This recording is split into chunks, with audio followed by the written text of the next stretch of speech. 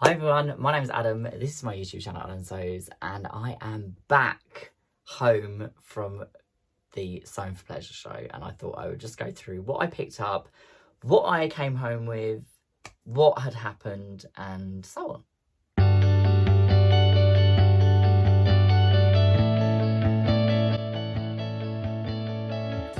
So, I literally don't know where to start. It has been the busiest show I think I've done so far. It has been tiring. It has been stressful. It has been epic on every level. I've met some of the most incredible people. Some that I already knew, some that I've met before, some that I've never met before but always wanted to meet. And yeah, it was just brilliant. So I don't really know where to start. I'm going to start with what I picked up at the show because it's quite a small amount of things, and then we can move on to what actually happened while I was at the show. So I will try and insert some photos as well along the way as I go through, if I can remember to do that, and if they are photos that I can put in that are relevant to what I'm talking about. So the first thing that I picked up when I was in there, I'm just gonna start this off by saying that I was actually very, very well behaved. My husband, on the other hand, not so much. But I didn't really come back with very many things. I actually only bought 3 things in the 4.5 days that I was there. So the first thing I bought was from Oh So Sweet. I bought the Out to Lunch 2.0 because I've been wanting to make one of these for ages. I think they're really, really epic little bags. So I wanted to make a couple of these in different Tudor fabrics to get them on my store because I think people may want to buy one. I'm not sure, but I really wanted to have a go at making these. So I stopped at Oh So Sweet, who are the 2 loveliest people you'll ever meet. If you need anything by Annie or anything like Bozal in our form foam or Violin Styleville, which is my personal preference. It's the one that I use for everything. Then Oh So Sweet stock all of that. They also stock all the Funky Friends factory patterns for all of the teddies that Tula made from her Everglow range. So the hippo, the elephant, the lion, and the giraffe, I believe. Yeah, I think that's right. So all of those, they hold all of those in stock as well. So that was what I bought on day 2, I think. So day 1, I didn't buy anything. Day 2, I bought that. Day 3 was when I bought 2 other things. And that was about it. So day 2, we went over to my lovely friend Heather, who is Heather's Fabrics and Home Crafts. She also sometimes goes to show with her other businesses she works in, which is a pudding company. But this time she was at Sewn for Pleasure with her fabrics and all her home crafts, and she specialises in steampunk and unusual fabrics. So she has beautiful dressmaking fabrics, beautiful craft cottons, quilting cottons, and so on, and trims and zips and all sorts of different haberdashery as well that she normally has from time to time. She also sometimes has really lovely fat quarter bundles, different things like that. She sells through Facebook Live on a Fabric D-Stash group, which I will try and remember to link down below. So if you ever want anything that is steampunk, gothic, anything sort of quirky, she is your lady. But she had some Tula. She didn't have a lot of Tula. She only had...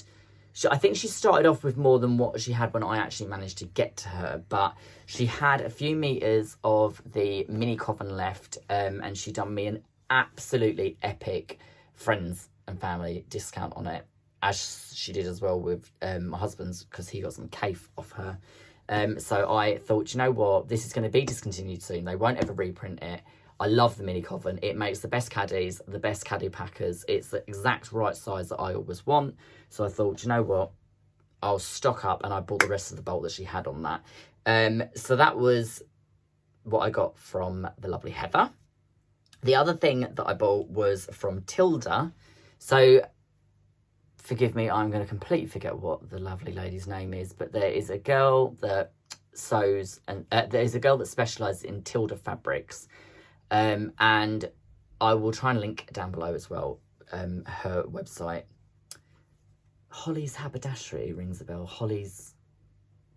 I think it might be Holly's Haberdashery or something like that. Whatever it is, I'll link it down below. So I was looking at the Hibernation collection, which is the one with the tiny little field mice I don't know if you can see that on there. This one's got a bird on it as well. And then there's also little squirrels. So it kind of reminded me of, this to me is, Tilda sort of is a hybrid of Liberty and Tula. So it kind of sits in between the two. So it's kind of that bridged gap between Liberty's florals, delicate little sort of prints, and their woodland walk animals. And then if you was to basically shove that in a blender with Tula's tiny beasts, you get hibernation. So this is only a little fat 8 bundle. I thought it was the most beautiful thing I've ever seen in my life, this little bundle. It literally looks like you could eat it because it looks like a little cake. And I thought, you know what, I'd really like to, when I've got some me time sewing, I thought I would make myself some quilted pillowcases for our bedroom. So that was all I bought, really. The lovely Mark Francis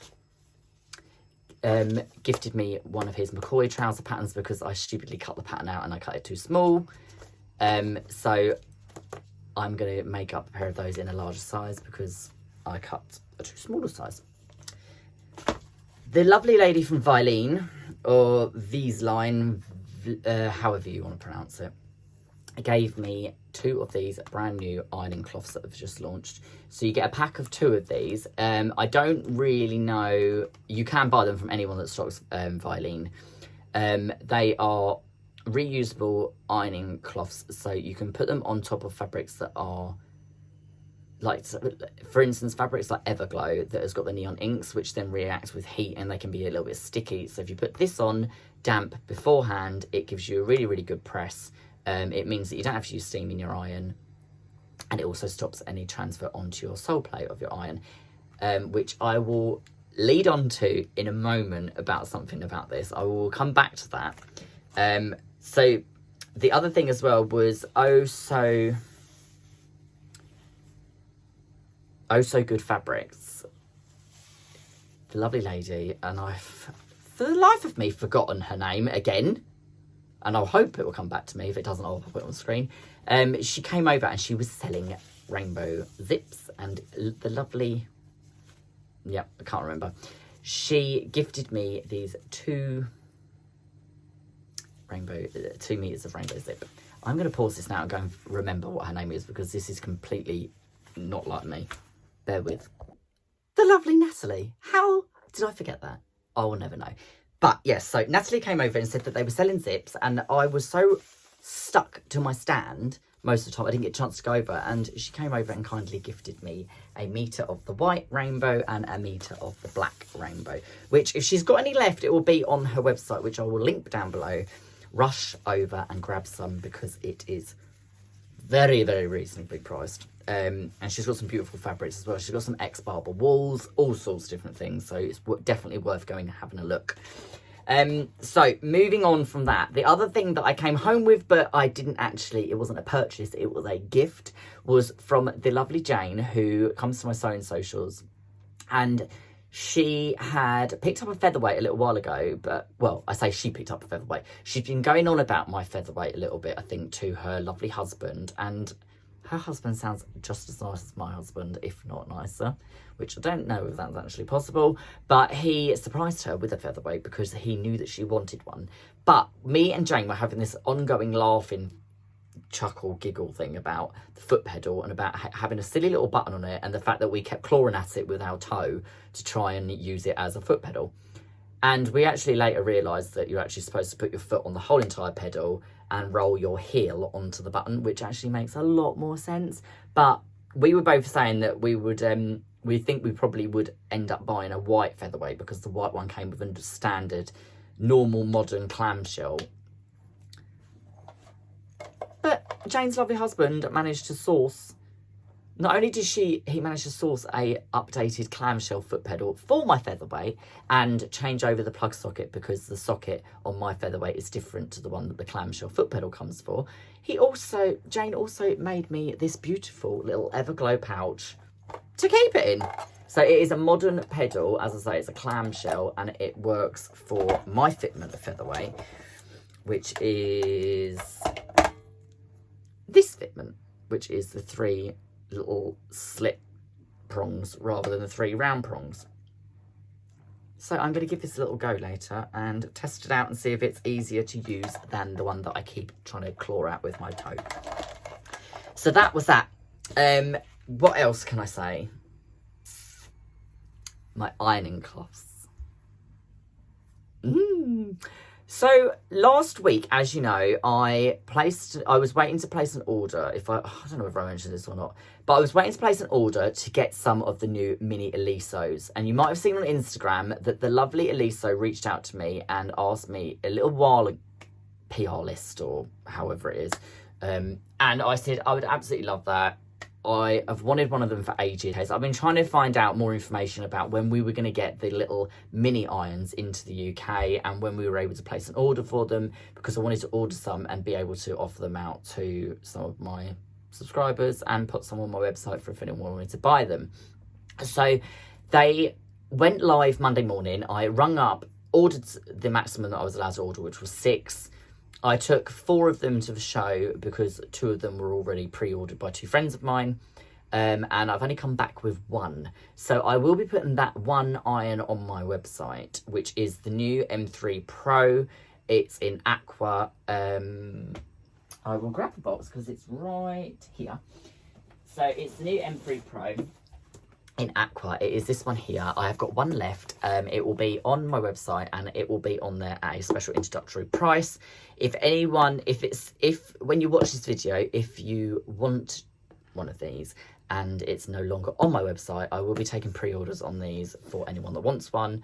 They retail, the RRP on them I believe is a little bit more than what I have popped them up at, but I'm trying to compete with everyone else that's got them, but I think everyone else has sold out already. So I have 1 left, which I'll be putting on my website tonight. But so I ordered 6 of those in, and then I opened the box of those and they were all in there. And then there was another box that came with them. And I was like, what's in the box? And it was not only one of the minis for myself that they kindly gifted me, but they also very, very kindly gifted me one of the large pop-up ones as well. So I had chance to play with them very, very briefly before we left, but not very much. I did have chance to play with the small one more than the larger one, and the larger one, I think, although it will be in my sewing room, I think I might have to wrestle it off husband when he's quilting. But the mini one, so I made a little protective pouch, which is the same as a Hemingway pouch. And I've got it tucked away nice and neatly in here. So this is the new beautiful M3 Pro. So just so you're aware as well, the cable comes out the right hand side of it, but if you're left-handed, there's a couple of screws underneath here, and this whole section here literally pops out and you can spin it round and pop it in the other way so the cable comes out on the other side if you're left-handed. So it comes with this beautiful little protective sole plate, which comes with a hook on it so you can actually hang it up in your craft room. I will try and pop it up against, so this is a standard sort of sewing pattern size almost, so that just goes to show you sort of like the size of it, but it sort of is the same sort of size as the palm of your hand, the sole plate, if that makes sense. And I've not got the world's biggest hands. So yeah, I'm really pleased with this. It's super cute. It's got a little tank at the back of it which you can fill up. You just literally unclip it, and you can pop some water in it. So you can just literally unclip it. Yeah, so you can pop water in the top there if you wish to. I don't ever use water in my irons. I use them as dry irons, so I won't be putting any water in there. But you can, yeah, so you can fill it up at the back, or you can turn the steam function off and just use it. Well, you have to use the little buttons on the side if you want steam. Anyway, so the good thing about it is it's got a little on-off switch on here, which I don't know whether most of you have, anyone that has had a mini iron in the UK before knows that most of them you plug in and there's no indicator light on them as to whether they're on. Most of them don't ever switch off. Most people have burnt theirs out because they've left them on overnight. And most of the ones that I have found in the past, like the little prim one, I find that it gets so hot that I guaranteed I will burn myself on it because it never stands up on its heel like this one does. And it always falls off the table. it gets so hot that it can burn you, but it never gets hot enough to actually press your seams open. And this one's got a much better shape to it because it's actually got a proper point on the end, and it's got a nice big gap between the sole plate and the actual iron, so you can actually get in little corners really well. And the little headlight that it's got on here just makes it even better. So I am going to have a play around with this. I'm going to edit this video and get it out so that people know what's happened, what I've been up to, and where I've been. Sewing for Pleasure was absolutely amazing. If you came to my stall and said hello to me, or if you attended one of the 4 fully booked classes that I held while I was there teaching everyone to make the little boxy pouches, thank you, thank you, thank you. You made the show the best show that I've done so far. The Juki guys at the Juki stand were absolutely epic. I am not going to list everyone that I met because I met so many fabulous people and I don't want to miss anyone out. So if you were there, thank you. I will see you all very soon. I will, for those of you that I didn't see at Sewing for Pleasure, I'm pretty sure I'll see you this weekend at Stitch Festival. Take care. Bye for now.